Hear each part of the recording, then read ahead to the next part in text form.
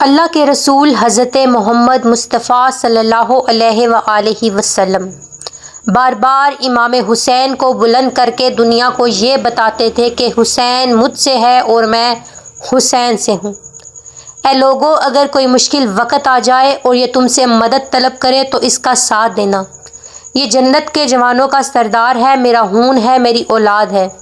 لیکن افسوس، رسول کی وفات کو ابھی کچھ عرصہ ہی گزرا تھا کہ کربلا کے میدان میں ایک طرف 9 لاکھ کا مجمع تھا اور دوسری طرف وہ حسین جس کو اللہ کے رسول اپنے کندھوں پر سوار کرتے تھے۔ حضرت حسین اپنے نانا کی امت سے بار بار کہا کرتے تھے کہ میرا راستہ کیوں روکا ہے؟ اے لوگوں، پہچانو میں تمہارے نبی کا نواسا ہوں۔ کیوں 3 دن سے میرے بچوں کو پیاسا رکھا ہے؟ کیوں میرے عزیز و اقارب کو شہید کیا ہے؟ کیا میں نے رسول کی شریعت میں ترمیم کی ہے یا کسی کا کوئی حق کھایا ہے، کسی پر ظلم کیا ہے؟ اتنے میں فضل یزید کی آواز آئی، اے حسین، ہم تیرے بابا علی کے بغض میں شہید کر رہے ہیں تاکہ یزید ہماری جولیاں دولت سے بھر دے۔ امام حسین نے فرمایا، آج تمہارے ہاتھوں میں اسلام کا جو علم بلند ہے یہ میرے بابا علی نے بلند کیا ہے۔ مت بھولنا کہ خیبر و خندق میں اگر علی نہ ہوتے تو اسلام کی فتح ناممکن تھی۔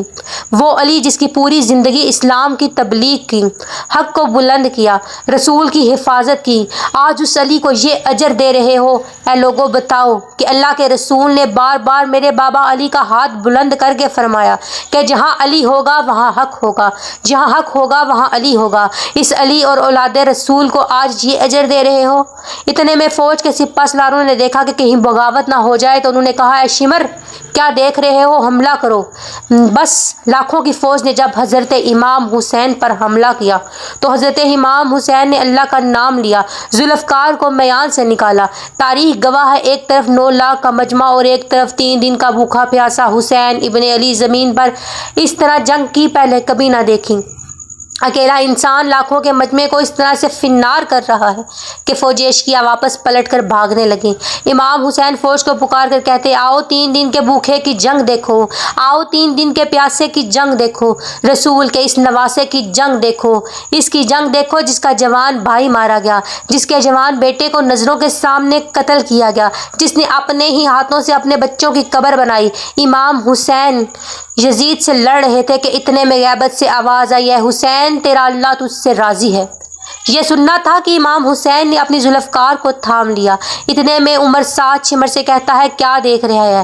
یہ علی کا شیر ہے، اس کو مات دینا مشکل ہے، جاؤ خیموں کو آگ لگا دو۔ اتنے میں کچھ ظالموں نے خیموں کو آگ لگا دی، کچھ امام حسین کو تیر مارنے لگے۔ امام حسین کبھی بیویوں کے خیمے کی طرف جاتے اور کبھی فوج کی طرف جاتے۔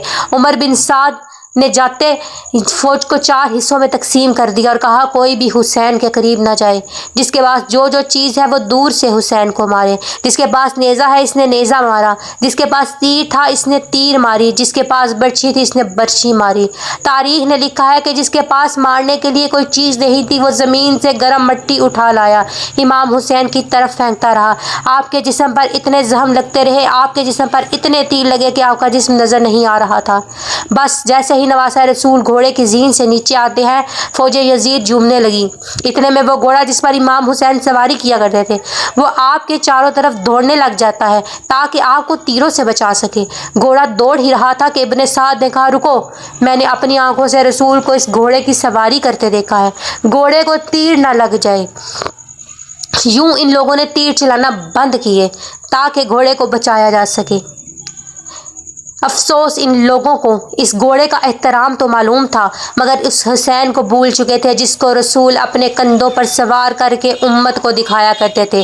بس امام حسین اپنا سر کربلا کی زمین پر رکھ کے اللہ کا شکر ادا کرتے رہے اور وہاں یزید کے سپاہی امام حسین کے سر کو کاٹنے کی تیاری کر رہے تھے۔ جو بھی امام حسین کا سر دیکھتا تو اس کو رسول کا چہرہ نظر آتا اور وہ چیخ کر پیچھے ہٹ جاتا۔ اتنے میں شمر بولا کہ یہ کام مجھ سے ہی ہونا ہے۔ جیسے ہی اس نے آپ کے گلے پر خنجر رکھا تو اس نے دیکھا امام حسین کے لب ہل رہے تھے۔ اس نے سوچا کہ ہم نے امام حسین کا پورا خاندان قتل کر دیا، 3 دن بھوکا پیاسا رکھا، شاید امام ہمیں بد دعا دے رہے ہیں۔ اس نے سننے کے لیے کان قریب کیے تو اس نے دیکھا کہ امام حسین اللہ کے دربار میں اللہ کی نعمتوں کا شکر ادا کر رہے تھے کہ اللہ تیرا شکر ہے، تو نے مجھے اس عظیم کام کے لیے چنا، تو نے مجھے اس عظیم کام کے لیے سنا۔ اتنے میں امام حسین نے آنکھیں کھولی اور شمر سے کہا، کیا تو نہیں جانتا کہ میں نواسہ رسول ہوں اور جنت کا سردار ہوں، حق پہ ہوں، بے جرم ہوں؟ پھر آپ نے فرمایا، تو پھر کیوں ایسا کر رہے ہو؟ اس نے کہا، تاکہ یزید میری جولی ہیرے جواہرات سے بھر سکے۔ اس کے ساتھ وہ امام کا گلا کاٹتا رہا۔ فوج یزید مسلسل جمتی رہی۔ امام حسین کے سر قلم ہونے کے بعد سادات کو لوٹا گیا۔ بی بی سکینہ کے منہ پر تماچے مارے گئے۔ امام کے سر کو نوکے سینہ پر بلند کیا گیا۔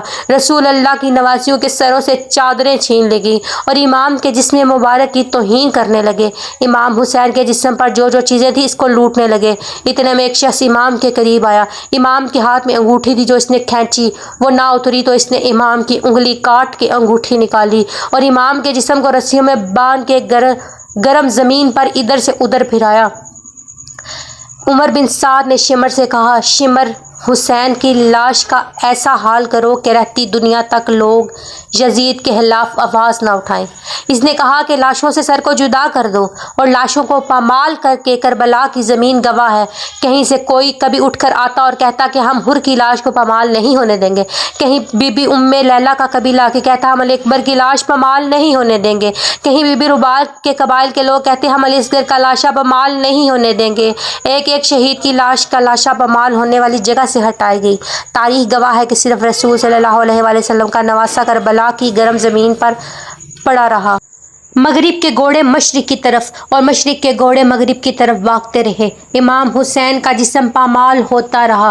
امام جعفر صادق علیہ السلام فرماتے ہیں، سلام ہو میرے اس غریب دادا پر جن کا لاشا اس طرح پامال کیا گیا کہ ان کی دائیں پسلیاں بائیں طرف چلی گئی اور بائیں پسلیاں دائیں طرف چلی گئی اور ان کا سینہ اور پشت ایک ساتھ ہو گیا۔ سلام ہو میرے دادا حسین پر جس کے جسم کے ٹکڑوں کو کربلا کی زمین پر بکھیرا گیا۔ سلام ہو، سلام ہو۔